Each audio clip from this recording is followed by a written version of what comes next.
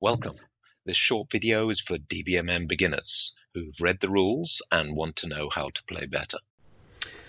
This is the basic DBMM tactic of protecting flank.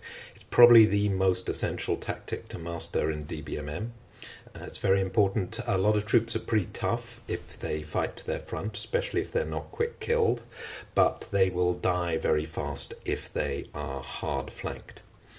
Here we've got a line of Crusader spearmen going up against Saladin's cavalry.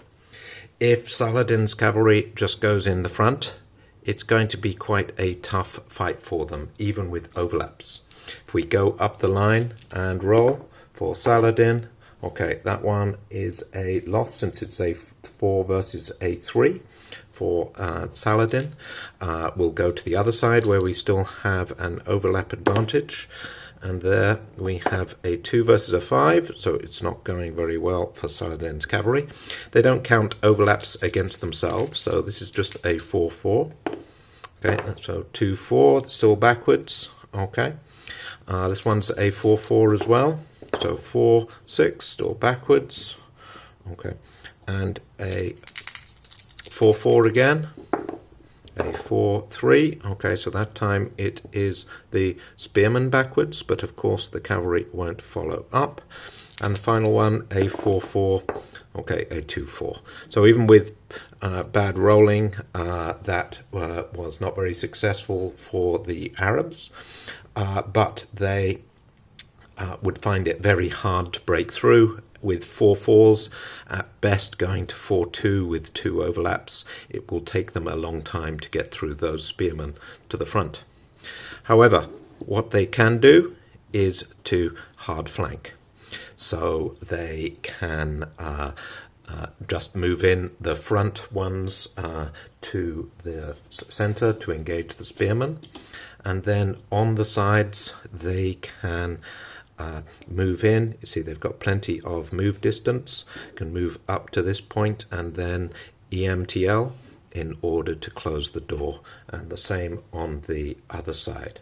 They can move up and they've got plenty of move left to EMTL to close the door on both sides.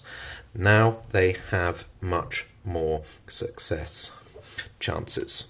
Okay, so if we do this one over here, this is now a 4 versus a 4 down to a 3 with a hard flank and quick kill therefore from the cavalry. So the cavalry roll, a 6 versus a 1. Okay, so not just the front one dies, but the second one as well, since it has a side edge fully against a front edge of an enemy when the front one died.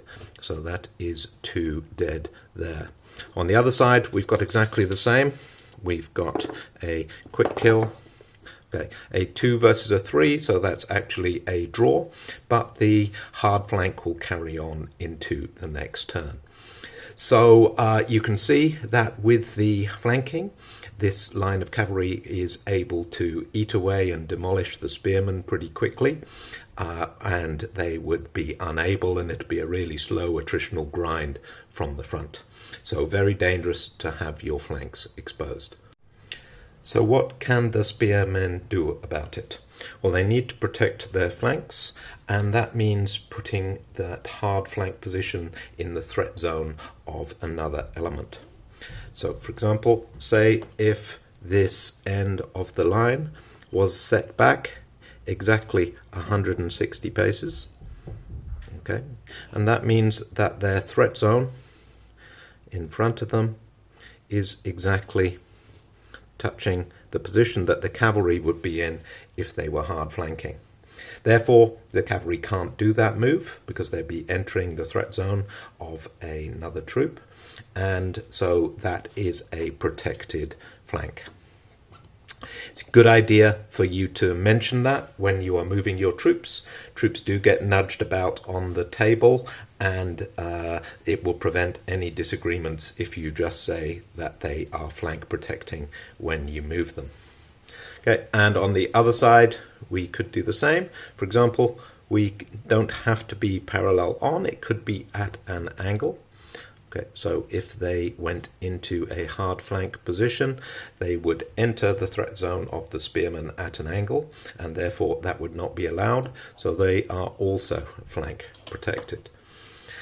So now the cavalry is not able to do the hard flanks, so it has to do the attritional fight going in on the front.